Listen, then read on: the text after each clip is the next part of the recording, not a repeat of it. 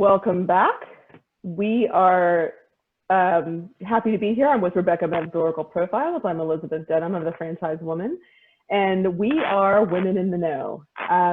This is a show where we discuss everything from politics and policy to relationships and marketing, from franchise growth and marketing to difficulties between franchisees and franchisors. We take topics from the headlines and give you a little discussion about those. This week's topic comes from headlines over the last couple of weeks with the death of George Floyd and the incident with Christian Cooper in Central Park. We wanted to bring a conversation out about diversity, but not just that, but empathy. We think that there's a lot of empathy missing when you can't put yourself in someone else's shoes. You don't make the effort to understand who they are, where they're coming from, what their fears are, and legitimize the issues in those fears. I have a quick little example. My husband owns a Patch Boys franchise, and he sent a guy to work on a woman's house, and she works night shifts as a nurse. And so she said, I'm going to leave the back door open, just tell your guy to come in and get to work. And if he needs anything, you can give us a call. She was there with her fiance. So the man gets there. He's a large black man, 6'2", big guy, big teddy bear type of a guy. He's just a sweet guy. He was afraid to go in because he didn't want to walk into a neighborhood that wasn't his, go to a back door of a house that wasn't his. So he calls my husband and says, I don't know about this. I don't know about this. I don't know if I can go in.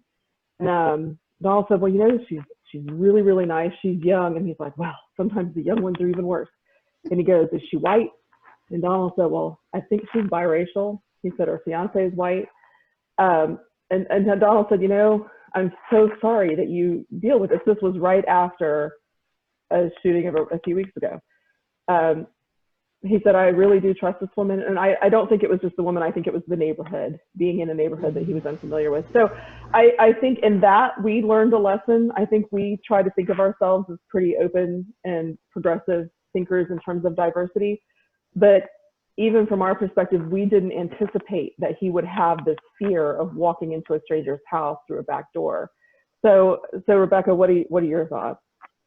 It's so interesting you brought up this idea of being empathetic, because each of us comes from different histories, right?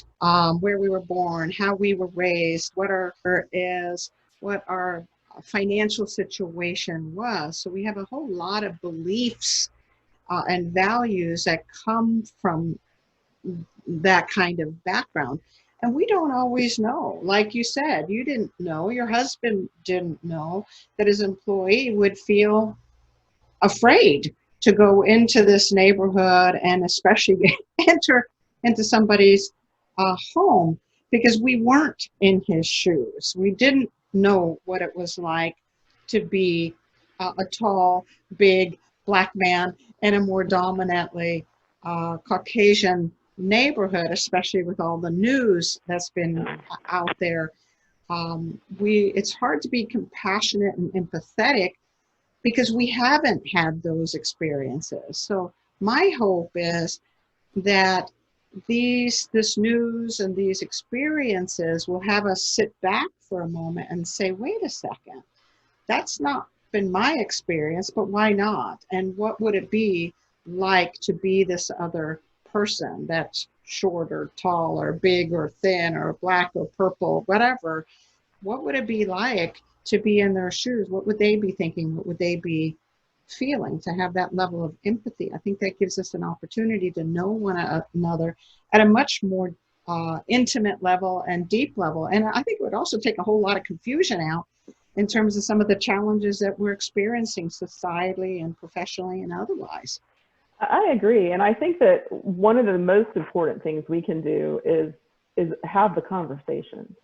Mm-hmm. And if we can have conversations with people who are different from us, one of my friends says, if everybody at your dinner table at a dinner party looks like you need to step it up. Diversify your table is what she says. And I think it's incredibly important, because when you know people in a more intimate way and you care about them individually, it begins to broaden into society. You begin to view other people in society that may be different from you differently. And I think one of the greatest lessons I've had in terms of fear, and people who live in fear differently than I do. As a woman, you get nervous walking through a dark parking lot to your car. You might have your keys out ready to go. You might have your phone out. There are certain things you do because you're a woman and are at higher risk of being attacked. I have a gay son, and the fear I feel for him is the closest thing I will understand to real discrimination. And I have a friend who's a Black woman with Black sons, and being intimately involved in her family, you begin to feel her fear for her children because you care about them. And I think building those relationships and having those conversations, why do you feel that way? Why are you afraid? What have you experienced that has led you to this perspective? Those conversations are not happening enough. We talk to people who agree with us all the time, but until you have a real conversation in a way that the other person receives it, that's not antagonizing, that's not accusatory, but is just trying to find common understanding, that's, I think, when things start to open up. Yeah, so validating also. Meaning I can have a different opinion than someone else, but taking the time to explain to me why you're afraid of this, or how you came to that conclusion, or why this behavior seems like the right behavior for you based on this set of circumstances. It's validating to be heard.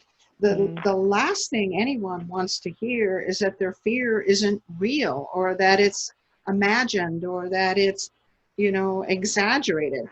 Most fears are exaggerated. That's the nature of fear. But like you said, taking the time to ask the questions, to hear the concerns, to hear the fears, to step in their shoes, is the right thing to do, no matter what the circumstances. Well, it is. Go ahead. Yeah. Well, actually, it was interesting as you were talking. What came up for me is there is a difference between empathy and sympathy, right? Empathy is taking the time to truly understand and ask the questions, as you had mentioned, and see what you can do to assist if possible. And sympathy is kind of like, somebody's in the quicksand. You can step on the side and say, I see you're stuck in the quicksand. Let me hand you a rope to pull you out. Sympathy is jumping into the quicksand with them. So I think we stay more resourceful when we're in an empathetic state than when we are bleeding hearts, right? Than when we're jumping in the middle of things. We can stay more resourceful and more able to hear and more able to help when we are empathetic. Well, and I think one other thing that I've learned, being an advocate, particularly in the LGBTQ community, but I've been in racial reconciliation groups and trying to understand and learn. And the thing that I've learned is that everybody wants to tell their story. Everybody wants to be heard. And all you have to do is ask questions. Where have you been? What have you been through? What is your experience? Tell me something so that I can understand you better. It's just so not hard, but people are so afraid of those. And if you do it in a kind and gentle way, you're going to get an answer back in a kind and gentle way. If you come at it as an accusation, or you have no right to feel that way, nobody's going to talk to you. But if you just say, tell me your experience, everybody has a story and they want it to be told.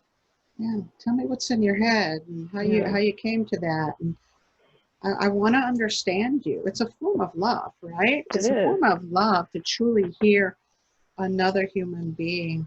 And you have so much experience in this, acting as an advocate in various groups. I have very little experience other than from a psychographic perspective, but not from a tangible perspective. So I'm hoping we can pick up this conversation another time and expound on this wonderful attribute of empathy and caring for one another. And I'm sure it'll come up again. So I really appreciate this conversation. I do too. But for now, we need to go to another commercial.